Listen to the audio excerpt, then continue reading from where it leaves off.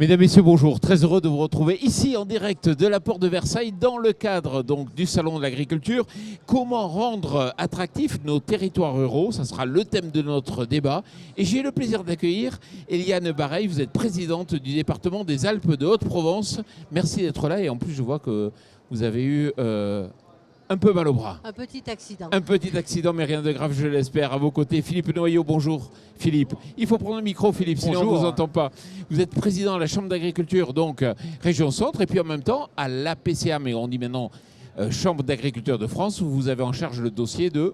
Au dossier des productions végétales, mais aussi tout ce qui tourne autour des transitions, autour de la réduction de l'utilisation des produits phytosanitaires, du paysage, etc. Donc, Michel Delpont, bonjour. Bonjour. Vous êtes député La République En Marche de la région Dordogne et vous connaissez bien notre secteur agricole. Effectivement, j'ai été dans le monde du vin, j'étais négociant en vin de Bergerac et Bordeaux et également président de l'interprofession des vins de Bergerac. Et ensuite, en tant que député, je me suis engagé plutôt dans la transition écologique avec l'hydrogène. Voilà. Et à mes côtés, Jean-Baptiste Moreau. Merci Jean-Baptiste d'être là. Bonjour. Vous Merci. êtes député de la Creuse. Alors comment les rendre attractifs ces territoires? On le sait, les gens ont envie de quitter la ville, d'aller dans les campagnes. Cela dit, c'est pas aussi évident que ça, c'est pas aussi facile. On manque de médecins, on manque peut-être d'emplois, on manque d'activités, on manque d'un certain nombre de services. Par exemple, dans les Alpes de Haute-Provence, est-ce que le constat est, oui, effectivement, on manque de beaucoup de choses? Alors, je dirais pas beaucoup de choses, mais il manque, me semble-t-il, l'essentiel pour faire venir des entreprises et développer les territoires. Je n'en citerai qu'un exemple, c'est le numérique, qui est absolument indispensable dans les territoires ruraux comme ailleurs. Et puis, bien sûr, tout ce qui touche aux routes et à la mobilité, parce que c'est un enjeu important dans les territoires ruraux. Je crois que nous connaissons tous ces problèmes-là. Donc, effectivement, ça manque beaucoup. Après, comme dans tous les territoires ruraux, je pense que nous avons des problèmes, effectivement, de désertification médicale. Nous faisons beaucoup d'efforts, et en particulier dans les départements, nous faisons beaucoup d'efforts pour rendre attractif aussi l'installation de jeunes médecins, mais ça ne suffit pas. Je pense qu'au niveau de l'emploi, bien sûr, cette problématique de l'emploi et en particulier de l'emploi dans l'agriculture est cruciale. Nous avons de véritables problèmes pour trouver même des saisonniers et donc c'est une problématique extrêmement importante. C'est les quelques points essentiels, mais pas que. Mais Eliane, je ne comprends pas, le problème de l'accès à Internet, ça fait... Depuis 1997-1998, le président Chirac qui disait il faut que France Télécom puis Orange équipent tout le monde, qu'on soit au même niveau. Comment ça fait que ça ne s'est pas fait? Ouais, ça s'est quand même accéléré au cours des dernières années. Julien Denormandie, qui avant d'être ministre de l'Agriculture, a été ministre du Logement et qui avait négocié avec les opérateurs justement la mutualisation des pylônes, a quand même accéléré considérablement la couverture, ce qui fait que nous aujourd'hui on a assez peu de zones blanches, il y en a encore quelques-unes en Creuse hélas, mais par contre l'État vient de remettre 10 millions d'euros, on va être fibré sur tous les logements creusois d'ici 2024, donc d'ici 2 ans, tout le monde aura accès à la fibre, qui est un élément important, parce qu'on l'a bien vu au moment du Covid, on a eu un mini-boom immobilier où un grand nombre de personnes ont acheté des résidences secondaires sur notre département parce que les maisons sont pas chères et le foncier est globalement pas très cher. Mais maintenant, si on veut pérenniser leur installation et que ce ne soit pas juste une résidence secondaire, mais que ce soit aussi une résidence en permanence où on peut faire du télétravail, parce que le Covid aussi a permis d'apprendre qu'on pouvait travailler depuis les zones rurales et aller 1 ou 2 jours par semaine dans les métropoles pour travailler, mais il faut un accès à Internet de bon niveau, donc il faut accès à la fibre. Et ce fibrage est essentiel pour nos territoires ruraux, effectivement, non seulement pour les gens qui viennent en vacances, c'est souvent la première question, les propriétaires de gîtes me le disaient récemment, c'est souvent la première question qu'on leur pose, est-ce que vous avez la fibre dans votre gîte pour venir en vacances? Mais après, pour donner envie de rester, il faut effectivement l'accès à du Internet très haut débit pour pouvoir mettre en place du télétravail. Et la qualité de vie dans nos territoires ruraux, grâce aux élus locaux, grâce à tous les efforts qui sont faits depuis des années, permet d'être attractif. Maintenant, il faut, non content d'être attractif, mais stabiliser les populations dans nos territoires. Jean-Baptiste, je vous crois, mais j'ai envie de vous croire. Dans 2 ans, c'est réglé. Mais j'ai l'impression que depuis des années, on dit dans 2 ans, c'est réglé. Non, j'ai pas dit que dans 2 ans, c'était réglé. J'ai dit qu'au niveau de la Creuse, dans 2 ans, tout le monde est fibré. C'est pas pareil. Et tout pourquoi n'est pas réglé. l'opérateur historique, pourquoi Orange, pourquoi les opérateurs, on n'arrive pas à leur dire Si, ça y est, les mutualisations sur les pylônes, nous depuis 2017, c'est 16 pylônes qui se sont implantés sur le département. Alors après, je ne connais pas la situation individuelle de tous les départements, mais globalement, dans tous les départements, il y a eu une accélération et il y a eu une obligation surtout de mutualiser. C'est-à-dire qu'un pylône s'implante, c'est tous les opérateurs qui doivent s'implanter dessus et pas juste un seul. Donc Donc ça a progressé depuis 2017 de façon assez claire et assez nette. Maintenant, sans doute, ça ne va pas assez vite. Et Madame la Présidente disait aussi les problèmes d'accès aux soins. C'est vrai que c'est un problème qui ressurgit systématiquement sur nos territoires ruraux.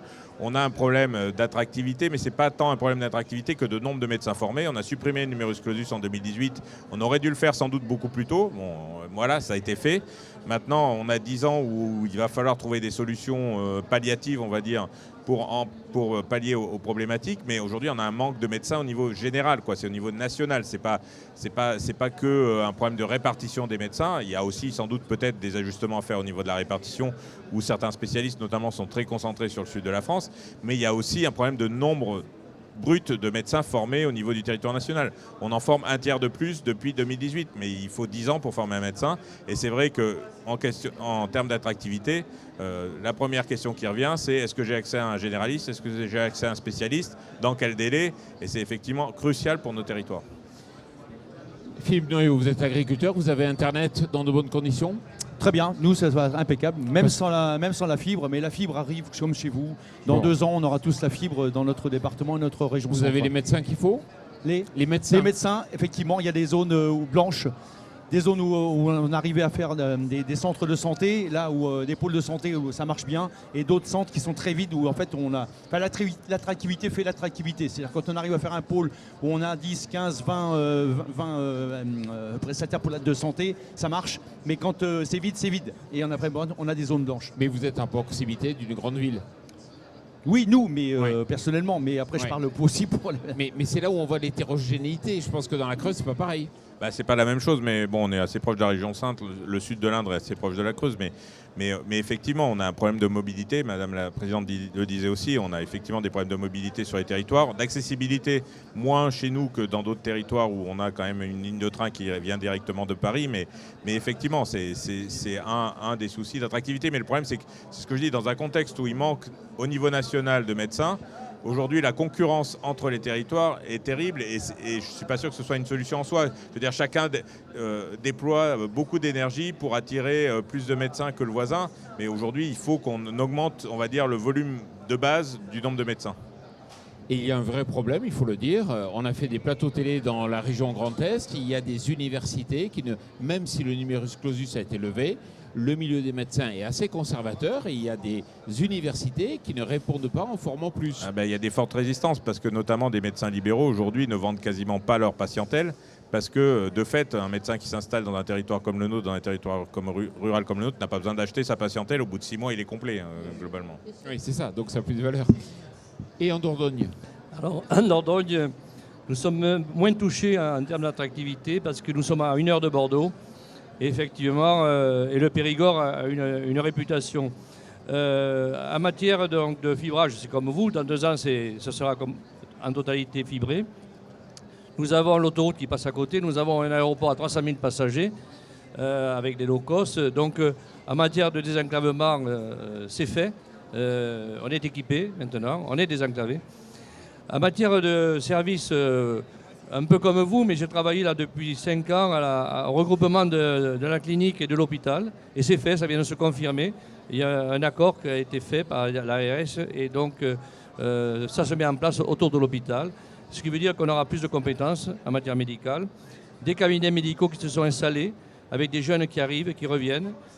Et enfin des maisons de services qu'on a un peu oubliées, qui apportent et que nous avons mis en place là avec ce nouveau gouvernement. Ces maisons de services qui s'installent un peu dans toutes les villes, tous les villages. Et ça apporte également une autre façon de vivre et justement d'apporter ces services qui manquaient aux citoyens. Ensuite, il y a l'effet post-Covid. Il y a beaucoup de gens qui reviennent en Dordogne, acheter des maisons, s'installer pour travailler pour le télétravail, etc. Donc, on a un effet important aujourd'hui. D'ailleurs, les agences immobilières le signalent, ils ont quasiment plus de stock de maisons à vendre parce qu'il y a un double retour. Le retour de certains qui ont acheté des maisons par sécurité, parce qu'ils vivaient à Bordeaux ou à Paris dans des appartements, et d'autres qui viennent carrément s'installer. Donc, moi, je considère qu'en Dordogne, il y a quand même des progrès. Ensuite, il faut aussi quand on parle d'attractivité, c'est la qualité du territoire, c'est-à-dire la qualité de l'air, la dépollution. Moi, je suis dans un terroir viticole, donc il y a encore des efforts à faire en matière de pesticides, par exemple, ça c'est sûr. En matière d'énergie aussi, j'ai des entreprises, mine de rien, même en Dordogne, on a des entreprises industrielles. Et donc, on a aussi d'ailleurs l'ancienne poudrerie nationale qui s'appelle SNPE aujourd'hui, qui est en train de se reconvertir sur de nouvelles activités. Donc tout ça est en train d'évoluer sérieusement. Bon, allez-y, madame. Oui, moi je voulais Il rebondir faut sur parler ce bien qui près du vient micro. d'être dit. Effectivement, je pense que bon, tout n'est pas nul non plus, puisque chez nous aussi les choses évoluent, mais elles évoluent évidemment pas assez vite. Et je m'inscris complètement dans ce que vous dites. Il y a énormément de gens qui ont racheté des maisons, y compris chez nous.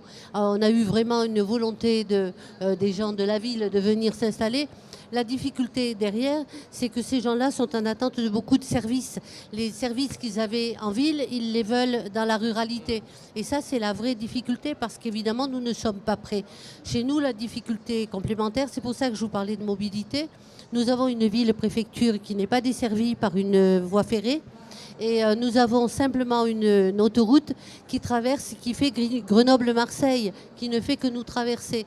Donc, problème vraiment crucial de mobilité et donc, bien sûr, difficulté à attirer, entre autres, des entreprises qui veulent s'installer, bien que les choses, là aussi, évoluent bien favorablement. Et pourquoi vous n'avez pas répondu aux attentes de ces départements qui sont sous-équipés ?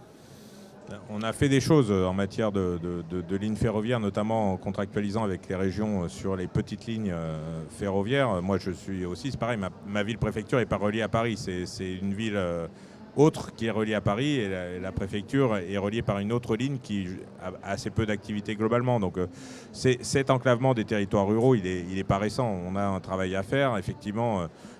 Sur la mobilité, c'est quelque chose d'essentiel. Le président de la République est venu en Creuse il y a un mois, il a eu des échanges avec des jeunes et justement ces jeunes disaient nous notre problème c'est la mobilité parce que tant qu'ils n'ont pas le permis, les transports en commun et autres ne sont pas suffisamment développés pour les territoires et là-dessus il faut que l'État, en coopération avec les régions et les départements, puisse se mettre autour de la table pour mailler le territoire au mieux. La loi NOTRe qui a été votée en 2015, on n'est pas là pour faire de la politique politicienne, mais a été très compliquée à appliquer sur les territoires. Globalement, moi, je me retrouve en Nouvelle-Aquitaine, dans le même département donc, que mon voisin Michel. Ça encore, on n'est pas trop loin. Creuse-Dordogne, c'est assez proche, mais que le département des Landes, et où les problématiques de mobilité et d'accessibilité ne sont pas du tout les mêmes.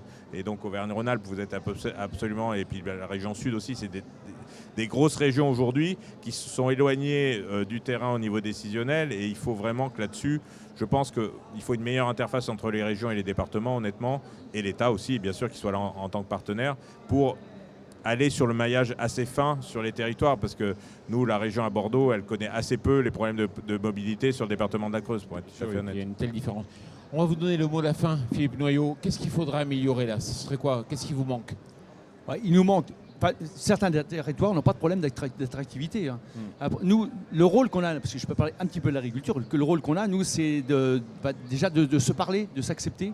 Parce que effectivement, des ruraux des urbains qui arrivent, des citadins, des néo-ruraux qui arrivent, il faut qu'on arrive à se comprendre avec eux. Et souvent, ça pose des petits problèmes. Donc, on a, nous, à aller vers ces citadins qui arrivent pour leur expliquer que il y a des inconvénients partout.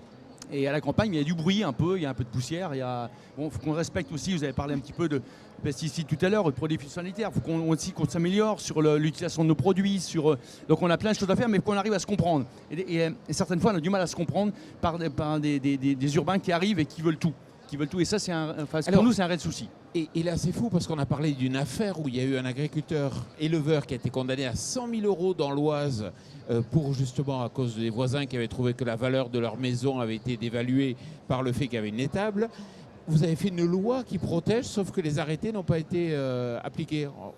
Ça, c'est notre mission de député de vérifier que les lois sont appliquées. C'est effectivement on légifère sans doute trop en France au niveau de l'Assemblée nationale, ce qui fait qu'on n'a pas suffisamment de temps pour vérifier l'application. Et effectivement, on vote des lois, mais il faut après que les décrets d'application sortent, sinon ces lois sont inopérantes.